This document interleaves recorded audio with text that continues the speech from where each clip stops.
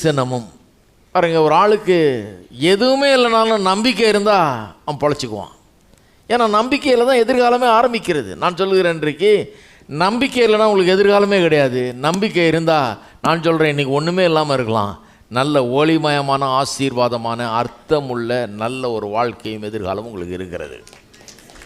ஆனால் நம்பிக்கைன்னா என்னென்னு அறிந்து கொள்வது ரொம்ப அவசியம். அந்த நம்பிக்கை எப்படி வளர்க்கிறது, எங்கேருந்து வருது இந்த நம்பிக்கை? இந்த நம்பிக்கை எப்படி விட்டுறக்கூடாது, நம்பிக்கையில் எப்படி அசையக்கூடாது, அசையாமல் இருக்கணும். இந்த நம்பிக்கையில் இந்த நம்பிக்கையை பற்றி கொள்ள வேணுங்கிறதெல்லாம் புரிந்து கொள்வது ரொம்ப அவசியம். ஏன்னா எது போனாலும் சரி நம்பிக்கை போகாமல் இருந்ததுன்னா நான் சொல்லுகிறேன், உங்களுக்கு நல்ல எதிர்காலம் இருக்கிறது. நம்பிக்கை இல்லாத ஆளை பார்த்தா பரிதாபப்பட வேண்டியது தான். காசு இல்லாமல் இருக்கலாம், ஒரு ஆள் சொத்து இல்லாமல் இருக்கலாம், இந்த உலகத்தில் ஒன்றும் இல்லாமல் இருக்கலாம், ஒரு பெரிய பதவி இல்லாமல் இருக்கலாம், ஒரு பெரிய அந்தஸ்து இல்லாமல் இருக்கலாம், இன்றைக்கி அவன் கீழே கிடக்கலாம். ஆனால் நம்பிக்கை இருக்குதா, நான் சொல்லுகிறேன், அது அவனை மேலே கொண்டு வரும். இதுதான் வேத வசனம் போதிக்கிற காரியம். பாருங்கள், நம்பிக்கைங்கிறது ரொம்ப முக்கியம். கர்த்தர் அப்படி தான் வேலை செய்கிறார். பாருங்கள், நம்பிக்கையின் மூலம் பாருங்கள், விழுந்து போன மனிதர்களை ரட்சித்து நம்பிக்கைங்கிற விதையை உள்ளே வச்சு தான் ஆரம்பிக்கிறார் கர்த்தர். இந்த நம்பிக்கையை வச்சு, அந்த நம்பிக்கையிலிருந்து தான் விசுவாசம்னு வளருது. அந்த விசுவாசம் தான் மலையை கூட பெயர்க்கிறது, பெரிய காரியங்களை நம்முடைய வாழ்க்கையில் நடப்பிக்கிறது. இருக்கீங்களா? அப்போ அதை கற்றுக்கிறதுக்காக தான் இப்போ முயற்சி பண்ணிட்டுருக்கோம். போன வாரம் உங்களுக்கு காண்பித்தாது.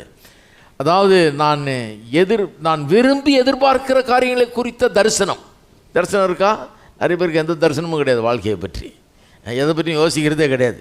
ஏதோ போன வயிற்று பொழப்புக்காக இன்றைக்கி அரை வயிற்று கஞ்சி கிடச்சா போதும்னு நினைக்கிறாங்க. வீட்டில் வந்தோடனே பேசாமல் கொஞ்சம் நேரம் டிவியை பார்த்துட்டு பேசாமல் படுத்துங்க வேண்டியது. கொஞ்சம் சிந்திக்கிறதே கிடையாது. என்ன நான் விரும்புகிறேன், எதை எதிர்பார்க்கிறேன், என்னுடைய தரிசனம் என்ன, வாழ்க்கையில் எதை அடைய விரும்புகிறேன்ற அந்த இதே கிடையாது. பாருங்கள், அப்புறம் நம்ம என்னென்னு நினைக்கிறோம், எங்கேயாவது போய் எங்கேயாவது கும்பிட்டுக்கிட்டே ஏதாவது நடந்துடும்னு நினைக்கிறோம். அங்கே போனேன், இங்கே போனேன், கோயிலுக்கு போனேன், ஆராதனைக்கு போனேன், ஏதாவது நடக்கும்னு பார்த்தேன், ஒன்றும் நடக்கலை. கர்த்தர் உங்களுக்குள்ளே நீங்கள் ஒன்றும் ஒரு தஞ்சாவூர் பொம்மை இல்லை, உங்களை தூக்கி இப்படி வச்சு ஆட வச்சிடுறதுக்கு. நீங்கள் சித்தம்னு ஒன்று இருக்குது, உங்களுக்கு மனதுன்னு ஒன்று இருக்குது, எண்ணங்கள்னு இருக்குது, உங்களுக்கு அறிவுன்னு இருக்குது. கடவுள் உங்களை அப்படி உண்டு பண்ணிட்டார் பாருங்கள். அப்போ கடவுள் அவராக ஒன்றையும் சும்மா நடத்துறது இல்லை. உங்கள் வாழ்க்கையில் எதையாவது நல்லது நடக்கணும்னா உங்களுடைய ஒத்தாசை ரொம்ப தேவை. நீங்கள் ஒத்துழைக்கணும். உங்களுடைய மனது கொஞ்சம் தேவை, உங்களுடைய இருதயம் தேவை, உங்களுடைய நாக்கு தேவை, எல்லாம் தேவைப்படுது பாருங்கள். அவர் என்ன பண்ணுறாரு, நம்பிக்கையை உள்ள வச்சு அதன் மூலமாக தான் உங்களுடைய உயர்த்த முடியும், உங்களை ஆசீர்வதிக்க முடியும், உங்களை சுகமாக்க முடியும், உங்களுக்கு வெற்றியை தர முடியும், எல்லாத்தையும் தர முடியும். இதுதான் உண்மை. எத்தனை பேர் இருக்கிறீங்க? இதுதான் உண்மை. அப்படி தான் நடக்க முடியும். நீங்கள் அப்படியே இருக்க பேசாமல் அவர் பாட்டுக்கு எல்லாத்தையும் செஞ்சிருவார் அப்படின்னு நினச்சிங்கன்னா அது கிறிஸ்தவ மார்க்கம் அல்ல.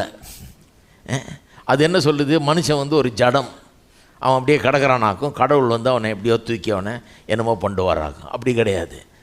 உங்களுக்கு அறிவு இருக்குது, உங்களுக்கு மனம் இருக்கிறது, உங்களுக்கு எண்ணங்கள் இருக்கிறது, உங்களுக்கு ஒரு வாய் இருக்குது, உங்களுக்கு ஒரு இருதயம் இருக்குது, எல்லாம் இருக்குது பாருங்கள்.